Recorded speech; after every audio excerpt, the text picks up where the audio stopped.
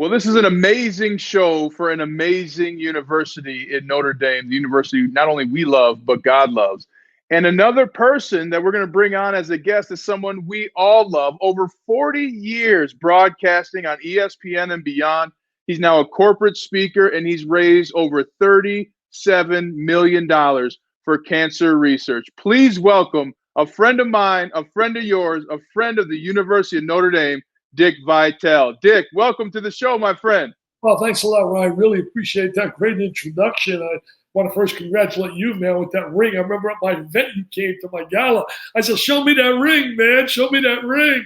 And really, you've done a great job representing the university in many positive ways, and I'm honored to be on your show. Well, it's an honor for me to chat with you, sir. And well, it's funny, I think back to when I was a freshman and sophomore at Notre Dame, the pep rallies were so huge. And I kind of was coming from Minnesota, so I didn't know how many people loved Notre Dame. And at one of those pep rallies, this speaker changed my life because he talked about passion, he talked about energy, and that speaker was you. When did you fall in love with Notre Dame, and how have you led a life full of passion for Notre Dame and beyond? Well, I grew up in a home where my mom and dad were uneducated. Had a fifth grade education, my parents, with a doctorate of love. And my mother used to say when I was in high school, she said in her own Italian way, Richie, you got to go to that school, Notre Dame. And I said, Mom, I can't go to Notre Dame. I can't spell it. I'm so dumb. I said, I got to go somewhere else. But I heard Notre Dame has been big, always on Sunday, watching them on TV years ago. And just the university was special. And then when my daughters got recruited by Notre Dame for tennis, that really elevated it to another level for me. And we have right now in my family, Ryan, 7 degrees from Notre Dame. If you include my honorary alum degree in 1997, which Mike Bray has given me a beautiful jersey with the name Vitale year, you count that honorary degree, we have 8. And we have a situation where my granddaughter right now, Sydney, she's a freshman at Notre Dame on the tennis team. So that'll increase it a little bit more. And who knows, the future, maybe a few more as well. And all the times you've been to Notre Dame, you mentioned Sydney. You're going to get to see her this weekend, but no football game. I'll tell you right now, it's weird. No tailgating too. But why is it so important for you to still go to Notre Dame and see your granddaughter attend the University of Notre Dame? Well, family, love, man. Love. Haven't seen Sydney since she went out there. Spoken to her several times on the phone, and she's told me how much she loves the university, loves her coach, Coach Severio, and just really enjoys what it's about. And I'm not shocked. I'm not shocked at all because my daughters had that same passion, that same feeling. And that's what the university does to you. It grabs you, man. We're very fortunate, my wife and I, and the university did not come after me. I went after them. After my daughters went there on a scholarship line for tennis, and my son-in-law went there as well, played lacrosse. Terry, who you're on the Monogram Club with, her husband, Chris, and also my other son-in-law was a quarterback, a backup to Ron Paulus there, and my daughter went there as well, her Terry's sister, Sherry. So, and again, with all of that and the passion that they had for the university, it just excited my wife and I to want to do more than just cheer for the Irish. I've been lucky financially to make a pretty decent living over the 40 years at ESPN. And I went to them and I said, look, I'd like to donate some money. So we came up with an endowment we gave for the Dick Vitale Family Scholarship Awards, which go out annually. I had only one requirement that I said I would be part of it. I want the dollars off that endowment to go to youngsters that participate in activities that do not get financial aid. For example, the cheerleaders, the band, the mascot. And we've done that now for years. And I just absolutely love being part of it, the little that I can do and giving back to the university, who's been great to my family because I see the development of my family and my members that went there, and the university certainly has been accountable for that. How important is it to support Notre Dame, who not only benefits so many people in the education they give, but has that gold standard, much like the helmets of the Notre Dame football team? There's a gold standard of how to treat people, how to interact, how to be kind. How important is that in a time like this? Well, I think it's very important anytime, and certainly now with the incredible pressures that are out there over the pandemic. COVID-19 has created such a nightmare for so many. My heart goes out to all of those out there that have lost their jobs, lost an opportunity to provide for their families, out there, all those that have been sick, all those that lost their lives. I mean, the priority and certainly the health factor has got to be number one, and that's why we all have to follow the advice of the unbelievable experts, the people in science that understand when they tell you to put a mask on and they tell you the social distancing. Why is that so difficult to comprehend? I find that mind-boggling how some people, because it's a selfish motive, you don't want to put that mask on. Maybe you don't care about yourself. What about others? Care about one another. And that's what the university is about. The university is about caring and giving a damn. And it really is a special, special place. There's no doubt.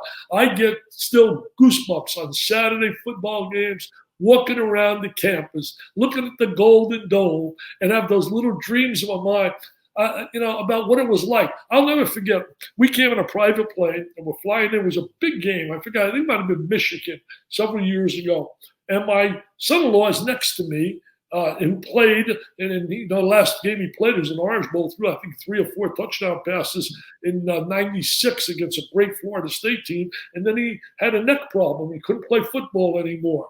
So we're flying over it, and we're getting right by the stadium, and we're flying over the stadium, and all of a sudden I see him like tears coming down his eyes. I turn and I says, "Hey man, what's going on?" So Thomas said to me, people don't get it unless you come out of that tunnel and know that feeling, hear that crowd and the band playing. And the emotion you could feel in him was so genuine.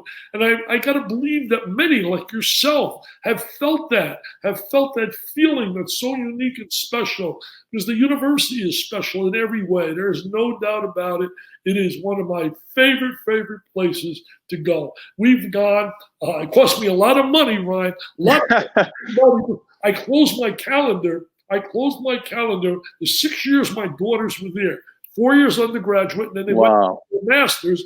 I closed my calendar, and every weekend, my wife and I came to every home football game for 6 years. And I told the Washington Spiggers Brew, hey, don't book me. They said, Dad, this is not basketball season. We got a lot of speeches we can do. I said, I don't care. I'm coming there with a friend. What I would do every weekend, I'd bring somebody with me, a couple that has been good to me in my life, to get where I've gotten in my life, because nobody climbs above. I'm looking as you're doing this now. You got behind me the Hall of Fame jersey.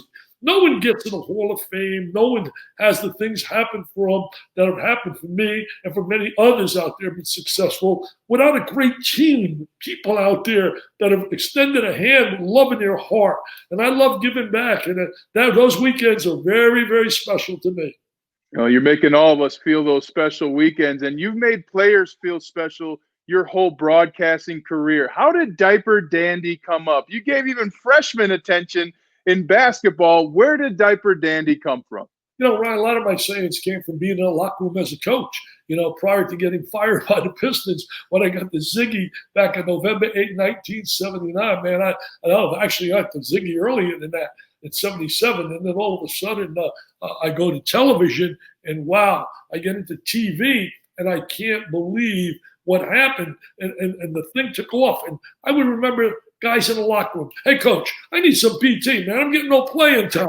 Hey, come on, man. Hey, coach, give me some time, man. Give me the rock, coach. Give me the ball. Give me the rock. So I transferred all that to TV, and they've caught on. It's amazing. I don't think I could go a day in my life anymore walking outside or going to a hotel or going to an airport without somebody screaming out, hey, am I a PT peer? And I laugh. And someone says, oh, you're tired of that? I said, no. Same thing when I'm sitting in a restaurant. People come over for autographs and pictures, and people will say, geez, don't you get upset about that? I say, are you serious? If they don't ask me, I say, hey, I'm going to put a sign in the back. Please ask me. My name is Dickie V. I mean, I love people, man. If you love people, I grew up in a family full with so much love. I can't tell you how much I miss my mom and dad and wish they could only have been alive to see all the beautiful things that have happened for me in my life. And what you talk about being a primetime player, you don't know this, but I used that the year when I started as a freshman. I said, I'm a primetime player. I belong here, baby. And that kind of gave me some juice So Well, you helped me be successful, my friend. And not just myself. You talk about that love that you have for people. That's gone far beyond your broadcast, far beyond even your love for Notre Dame that we see and are experiencing right now. You and through the V Foundation for Cancer Research, and I joined you a few years back, a fantastic event. You've raised over $37 million for cancer research. You're going to honor Muffet McGraw, one of my favorite coaches of all time, even though she didn't even coach me, but you're honoring her this year. Tell the people about the V Foundation for Cancer Research and all the work you've done over the years and what they can expect this year.